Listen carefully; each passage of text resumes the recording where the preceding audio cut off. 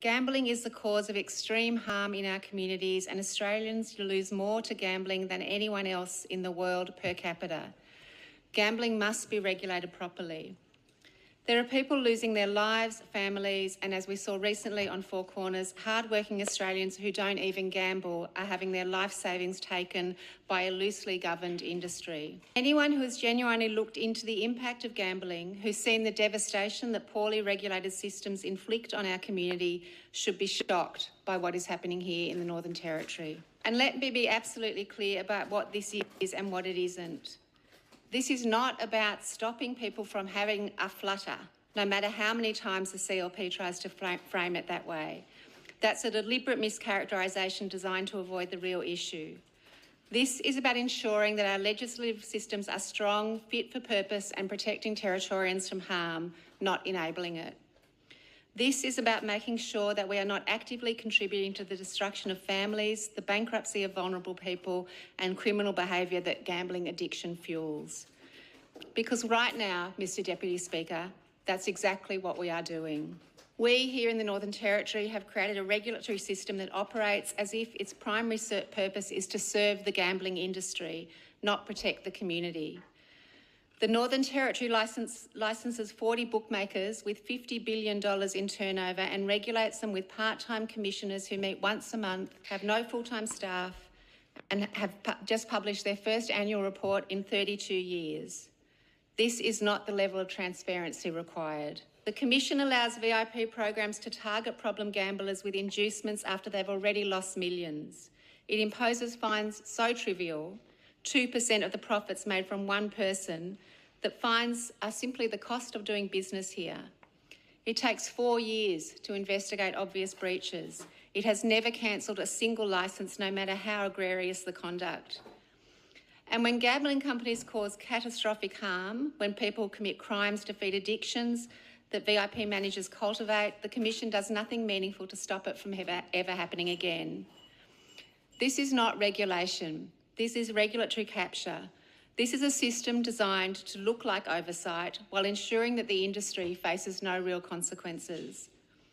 So when the CLP says this is about people having a flutter, they are either fundamentally misunderstanding the problem or they are deliberately misleading Territorians about what is at stake.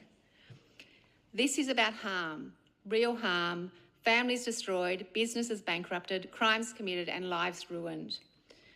And Mr Deputy Speaker, we have a choice. We can continue to operate as the gambling industry's regulator of choice, weak, permissive and profitable for companies at the expense of Territorians, or we can build a regulatory system that actually protects people. Mr Deputy Speaker, at the end of the day, we must ask why is it that the Northern Territory, with all our capacity constraints, is regulating a national online gambling industry of this scale? The answer is simple. It's because our regulatory and tax settings are the weakest in the country. I asked a written question about this, and according to written question answer 125, the Territory Government only expects to get $35.5 million in revenue from online gambling platforms this financial year. That's equivalent to 0.071% of the collective annual turnover of these companies.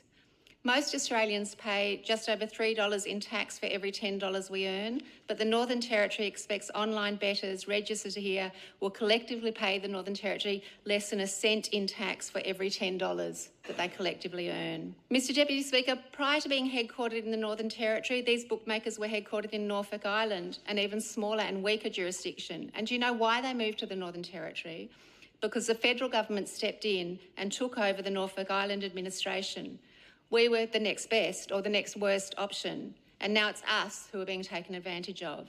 Mr Deputy Speaker, this mess wasn't created by this government, but this government, the current government, does have an opportunity to fix it. And I note that last week in this parliament we heard the Attorney-General defending the Commission, and this week the Chief Minister has continued that defence in the media. At a media event on Friday, when the Chief Minister was asked about whether a review was being undertaken into the issues raised in the Four Corners report, she defended Mr Shields remaining as the chair, saying, "We have public servants performing roles right across the Territory who do an exceptional job, and Alastair Shields is performing a role. Now, if there are allegations to be made, they need to be made properly, and if there's any findings, they'll be dealt with."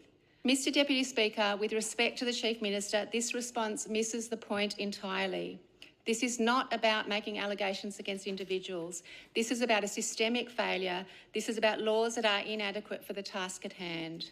I also entirely reject the characterisation that raising these issues is demonising our public servants. The public servants are not the problem here. The problem is that we have asked them to do an impossible job with inadequate resources and an inadequate legislative framework. The Minister says the Commission supports the industry in terms of regulations, and Mr Deputy Speaker, that is exactly what concerns me. The Commission should be regulating the industry to protect consumers, not to protect the industry. Gambling expert Lauren Levin heard the then Executive Director of Liquor, Gaming and Racing tell the Backing the Punk conference in 2023 that we're unashamedly the racing and gaming jurisdiction and we are open for business. Federal Independent MP Kate Chaney said it plainly. It seems like it's a body that's much more about serving industry than serving the community. Mr Deputy Speaker, the government can choose to shoot the messenger, to blame Four Corners, to accuse those who ask questions of demonising public servants, to circle the wagons round the status quo, or it can acknowledge what the rest of the country can see, that the Northern Territory is being used as a jurisdiction of convenience by a $50 billion industry that pays us less than a cent in tax for every $10 they earn, while we provide them with the weakest regulatory oversight in the country. As I've said, every member of the NT Racing and Wagering Commission appears to be complying with the law. That's exactly the problem. The law itself allows a structure that is fundamentally unfit for purpose. The Minister for Racing was also asked about the Four Corners allegations in question time this week, and she said, and I quote, "Every time Four Corners comes to the Territory, we get you-know-whatted. I am sick of people from the other side demonising our public servants. The Racing Commission is working well within its act. It does an important body of work. It is independent of government and it does that job well. It supports the industry in terms of regulations." Mr Deputy Speaker, the Minister is absolutely right on one point. The Commission is working within its act, but that is not the defence that she thinks it is. That is precisely the indictment. If a commission meets once a month with no full-time staff, can regulate a $50 billion industry well within its act, if a commission whose chair accepts hospitality from bookmakers and maintains betting accounts is operating well within its act, if a commission that has never cancelled a licence despite numerous breaches is working well within its act, then the act itself has a problem.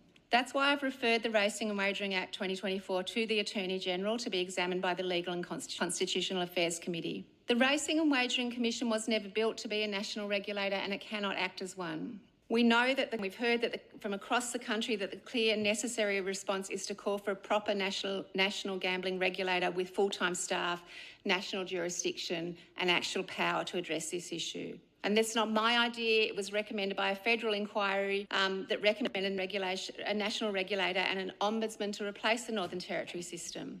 And I hope that members in this chamber will join me in calling on the federal government to establish that regulator without delay. That recommendation is sitting with them and has not been acted on yet. But, Mr Deputy Speaker, we also need to act here and now. While we wait for national reform, we have a responsibility to make sure that our local laws and processes are as robust as possible. And that is what motivated my referral to the LCAC. Mr Deputy Speaker, let me summarise the key concerns that people have come to me with in relation to the Commission. The Commission is drastically under-resourced. Despite regulating a $50 billion industry, the fact that it has no full-time staff and meets only once a month proves it is clearly inadequate for the scope and scale of its responsibilities. While we have now seen one annual report over the last 30 years, just tabled in Parliament last week, it raises more questions than answers. Mr Deputy Speaker, it lists $1 million on employee remuneration as the single biggest expense, but we also understand the Commission has no full-time staff. Mr Deputy Speaker, can the Minister tell Territorians who is being paid $1 million to work with a Commission that only meets once a month? The Commission's current chair, Alastair Shields, has openly admitted to accepting hospitality from bookmakers and maintaining account with one of the regulated entities. This continues a long history of closeness with the industry at the Commission. 6 of the last 10 commissioners have owned or part-owned racehorses. One former commissioner who disclosed a financial link to a major betting executive now works for a Darwin-based bookmaker. These connections raise questions about impartiality, even if all legal requirements are technically being met. Mr Deputy Speaker, this chamber had a chance to address this in May when the member for Nightcliffe's motion calling for banning all gifts from individuals or companies in the gambling industry to MLAs, their staff and other statutory decision makers, when that motion was put up, but everyone in the government voted against that. The Commission has never suspended or cancelled a bookmaker's licence despite numerous breaches being identified. According to the ABC, of 170 investigations made public since 2017, 2/3 resulted in findings of no wrongdoing, and even when breaches were found, fines were paltry. When Ladbrokes and BetEasy exploited one person with severe gambling addiction, Ladbrokes and BetEasy were charged $78,000 and $80,000 retrospectively, despite them making more than, for Ladbrokes, $750,000 and BetEasy $3.6 million in profit off that same individual person. Mr Deputy Speaker, we must remember that these companies have billion-dollar turnovers annually. When we're talking about fines in the thousands, when we're talking about profits in the thousands, that is not, when we're talking about profits in the millions and fines in the thousands, that is not deterrence. Mr Deputy Speaker, last year the then Labor government passed changes through this chamber to allow the appointment of a gatekeeper to the Commission with powers to decide what complaints make it before the Commission to, as former Minister Lawler put it to Parliament in February last year, ease the administrative burden on the new Commission. Mr Deputy Speaker, I've been unable to find who holds this position, and I also asked the Minister if she can tell us who the Director of Racing and Wagering is, who's effectively the gatekeeper of the regulator for the $50 billion online wagering industry in Australia. Mr Deputy Speaker, the complaints process is riddled with delays and limitations. Some investigations have taken up to 4 years to resolve, like the one I just mentioned. And beyond delays, a legislative change made in 2024, a 2-year time limit for complaints, which means that victims cannot report an incident if it occurred 2 or more years ago, effectively blocking many victims of gambling harm from seeking redress. People who have lost everything are being told it's too late and the only option left is to seek legal advice, which many of them simply cannot afford. The reality is that gambling addictions can take years and years to address, especially if people are subject to predatory practices like the case I mentioned above, where multiple gambling agencies invited the man to VIP clubs, showered him in gifts, or to prolong his deeply problematic gambling. A 2-year time limit on making a complaint is simply not putting victims of predatory practices first. It is giving those predators a get-out-of-jail-free card. Mr Deputy Speaker, as I've said, as far as we know, standing here today, the NT Racing and Wagering Commission is complying with the law, and that is exactly the problem. Because if this kind of structure with this level of industry involvement, this lack of transparency and this weakness in enforcement is lawful, then our laws are failing us. This is about protecting the integrity of our institutions and the well-being of Australians who are currently being let down by a system not built for the scale of the challenge it faces.